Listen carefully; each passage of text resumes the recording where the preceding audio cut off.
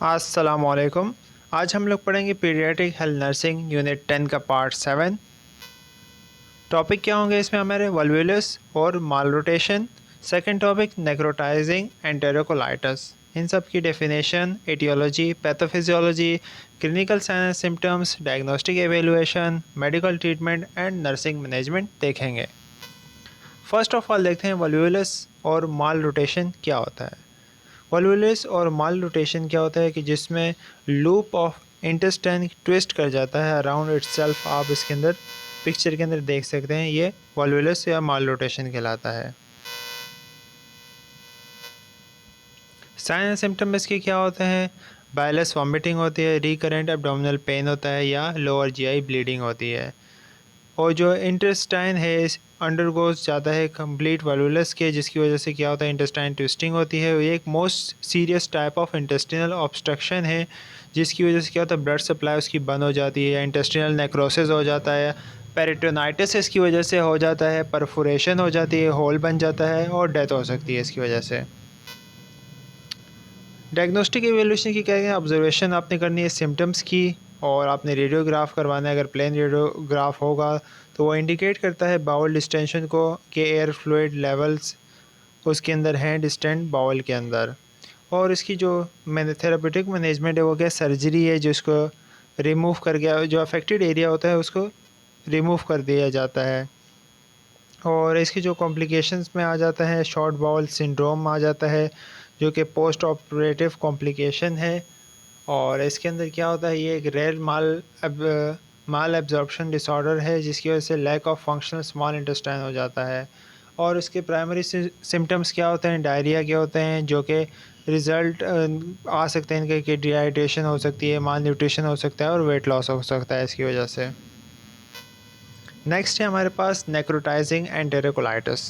Necrotising enterocolitis एक acute inflammatory disease है bowl का, जिसकी वजह से इंक्रीज़ हो जाता है इंसिडेंस है इसका प्री टर्म के अंदर और हाई रिस्क है इन्फेंट्स के अंदर ये होता है एक्यूट इन्फ्लेमेटरी डिजीज़। और इसके अंदर क्या होता है most common pre term infant भी इसको बीमारी को कहा जाता है, ज़्यादातर उन बच्चों में मोस्ट कॉमन होता है इन्फेंट के अंदर। एटियोलॉजी कॉजेज़ इसकी क्या है? या जीआई ट्रैक सफ़र कर रहा हो वेस्कुलर कॉम्प्रोमाइज से, या इंटेस्टिनल इस्कीमिया हो जिसकी कॉज अननोन हो, या immature GI host defence system हो, बैक्टीरियल प्रोलिफरेशन हो, या प्री मेच्योरिटी हो जिसकी वजह से ग्रेटर रिस्क होता है डिजीज़ ये होने का। पैथोफिजियोलॉजी इसकी क्या है? अगर उसकी जो damage to mucus cell wall, अगर जो म्यूकस सेल वॉल लाइनिंग है उस पर अगर डैमेज हो जाएगा तो क्या होगा? ब्लड सप्लाई सही तरह नहीं मिल पाएगी। ब्लड सप्लाई जब सेल्स को नहीं मिलेगी तो सेल्स की डेथ हो जाएगी, और जब सेल की डेथ हो जाएगी तो वो प्रोटेक्टिव जो सिक्रेटिंग म्यूकस या लुब्रिकेटिंग म्यूकस सिक्रेट करते थे वो नहीं सिक्रेट कर पाएंगे, जिसकी वजह से प्रोटेक्शन नहीं हो पाएगी। और जो प्रोटेक्टिव आईजीएम है वो भी नहीं होगा, और म्यूकोसा जो है परमिएबल बन जाएगी, एक्सोटॉक्सिन्स उससे आसानी से गुजर सकेंगे, जिसकी वजह से क्या हो इन्वेजन ऑफ बैक्टीरिया हमारी बॉडी के अंदर आसानी से चला जाएगा और डैमेज एरियाज़ के ज़रिए। और क्या करेगा? नीमोटोसिस करेगा और air in the sub mucosal और सब सेरोजल सरफेसेस ऑफ द बाउल के अंदर हो जाएगा। क्लिनिकल साइंस इसके क्या होंगे? जो इसके अर्ली साइन होते हैं वो नॉन स्पेसिफिक होते हैं और उनको कुछ ज़्यादा देखने की ज़रूरत है। इनमें मोस्टली लेथार्जी, एब्डोमिनल डिस्टेंशन या हाई गैस्ट्रिक रेजिडुअल्स और ब्लड इन स्टूल आता है। और non specific science include infant not look well, अच्छी तरह नहीं दिख रहा होगा, क्लोजली रिजेंबल सेप्टिसीमिया, और सेप्टिसीमिया की तरह दिख रहा होगा। सेप्टिसीमिया क्या है कि जिसको कहा जाता है ब्लड पॉइजनिंग बाय बैक्टीरिया। या पोर फीडिंग होगी, हाइपोटेंशन होगा, apnoea, vomiting, often bile stained, या डिक्रीज यूरिनरी आउटपुट होगा, या हाइपोथर्मिया होगा फॉर अदर कंडीशंस।